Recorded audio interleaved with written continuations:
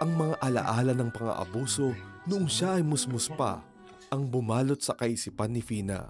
Lalo na't kamag-anak pa niya ang siyang sumira sa kanyang pagkababae. Ipaalam ko daw sa parents ko, papatayin niya ako.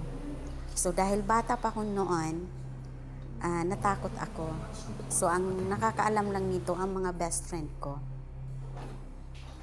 Kung kaya't hanggang sa kanyang paglaki, dala-dala niya ang puot sa mga lalaki. Dahil sa karanasan ko na yon. Ang tingin ko sa mga lalaki is hindi maganda. Tingin ko sa kanila, they are hayop lalaki na magkagusto sa akin, paghigantian ko. So, sasagutin ko sila. Pag nanliligaw sa akin, sasagutin ko sila. Pero, hihiwalayan ko rin. Gusto ko iiyak sila.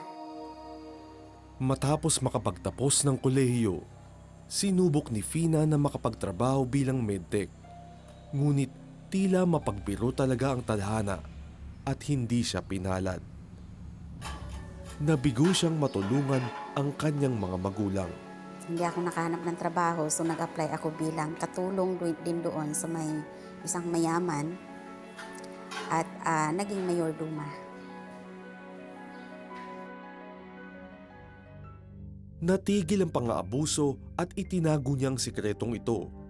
Sa kabila ng paglipas ng panahon, patuloy pa ring minumulto ng nakaraan si Fina hanggang sa isang araw, nakilala niya ang Panginoong Hesus. Dito unti-unting lumantad muli ang tagong lihim ng nakaraan. Trust and faith, yun yung nag-ano sa akin na magtiwala sa Panginoon. Yun nga ang sinasabi niya, unahin mo muna ako, Matthew 6:33, unahin mo muna ako lahat ng bagay na kailangan mo, ibibigay ko sa iyo. So, nakamotivate po ako doon sa verse na yun. Unti-unti namang naghilom ang sugat mula sa pang-aabuso nang makilala niya ng lubos ang Panginoon. Nung nagkita kami 2010, noong namatay ang aking papa. So, hinila ko siya, sabi ko pinapatawad na kita. Nangingi siya ng sorry sa akin, sabi ko pinapatawad na kita, kaya huwag mo nang gagawin ulit yan sa iba. And then, ang prayer ko sa kanya, na makakilala siya sa Panginoon. Yun yung prayer ko sa kanya. Sa unti-unting paglalim ng pagkakakilala ni Fina sa Diyos, naranasan niya ang pagmamahal at nagdesisyong patawarin ang taong lumapastangan sa kanya. It's because of prayer.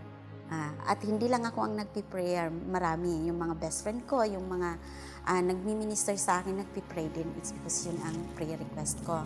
Matapos nito, nagdesisyong mangibang bansa si Fina.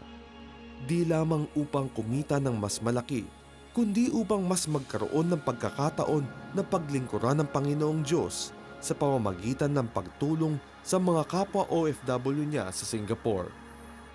Kung sinabi ng Panginoon na kasama mo ako, hindi niya ako ipapahamak dito.